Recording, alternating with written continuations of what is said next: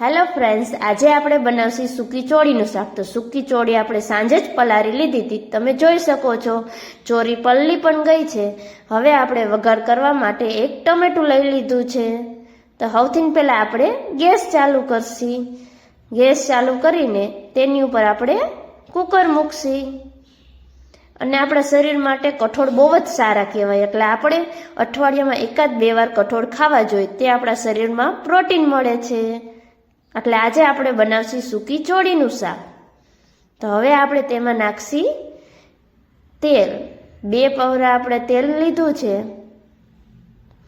તેલને હવે આપણે ગરમ થવા દેશું।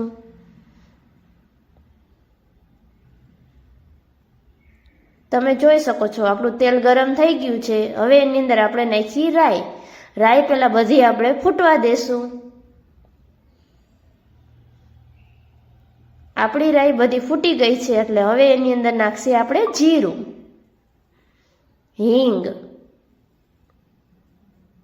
અને હળદર। અને હવે આપણે લસણની કરી હતી તેને આપણે ટોચીને લઈ લીધી છે, તે એડ કરી દેશું।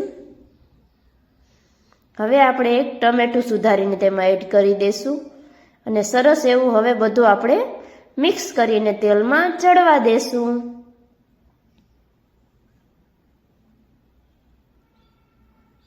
હવે એ તેલમાં ચડી ગયું છે, એટલે હવે તેની અંદર આપણે નાખશી સ્વાદ અનુસાર મીઠું। મીઠું નાખીને હવે આપણે બધું સરસ એવું પાછું મિક્સ કરી લેશી।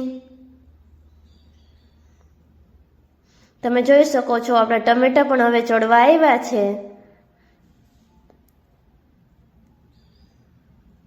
હવે તેની અંદર આપણે નાખશી લસણવાળી ચટણી। અમે પાણીવાળી કરીને નાખી છે, એટલે સરસ એવી બધી મિક્સ થઈ જાય ને એટલે જો હવે તેલમાં આપણે ચટણી ચડવા દઈશું। આપણી ચટણી પણ ચડી ગઈ છે, એટલે આપણે જે સાંજે ચોરા પલાળ્યા હતા તે આપણે એડ કરી દઈશું અને સરસ એવું હવે બધું આપણે મિક્સ કરી લેશું। તમે જોઈ શકો છો કેવું સરસનું બધું મિક્સ થઈ ગયું છે। હવે એને આપણે 2-3 મિનિટ માટે તેલમાં ચડવા દેશું। જો કેવું સરસ એવું બધું ચડી ગયું છે, હવે એની અંદર આપણે નાખશી 1 ગ્લાસ પાણી।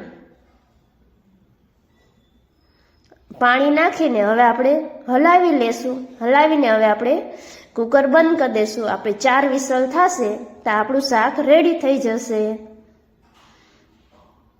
તમે જોઈ શકો છો આપણું શાક રેડી થઈ ગયું છે। હવે આપણે તેની ઉપર ધાણા ભાજી નાખી દેશી। કેવું સરસ લાગે છે તમે જોઈ શકો છો।